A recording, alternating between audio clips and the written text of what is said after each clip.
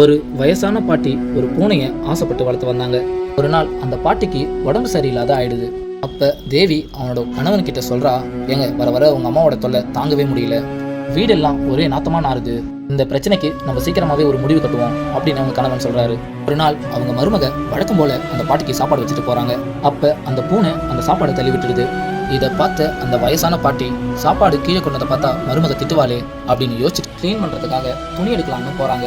அப்ப மருமக, ஏங்க நம்ம மருந்து கலந்த சாப்பாடை அந்த சனியம் பிடிச்ச பூனை தள்ளி விட்டுடுச்சு அப்படின்னு சொல்றாங்க. இதை கேட்டு ரொம்பவே அவங்க மனசு உடைஞ்சு போயிடுறாங்க. அந்த வயசான பாட்டி அழுதுகிட்டே, எப்ப நான் பெத்த பிள்ளைங்களே என்ன ஒரு சுமையா நினைச்சாங்களோ அப்பவே நான் செத்ததுக்கு சமம், இதுக்கப்புறம் நம்ம இங்க இருக்க தேவையில்லை அப்படின்னு சொல்லி அந்த பூனைக்குட்டியை தூக்கிக்கிட்டு அழுதுகிட்டே நடந்து போறாங்க. பெத்தவங்க உங்களுக்காக வாழ்க்கையில மட்டும் தியாகம் பண்ணல, அவங்க வாழ்க்கையே தியாகம் பண்ணியிருக்காங்க. நமக்காக வாழ்க்கையே தியாகம் பண்ண பெத்தவங்களை கண்கலங்காம பார்த்துக்கோங்க. இந்த குட்டி ஸ்டோரி பிடிச்சிருந்தா மறக்காம ஒரு லைக் பண்ணுங்க.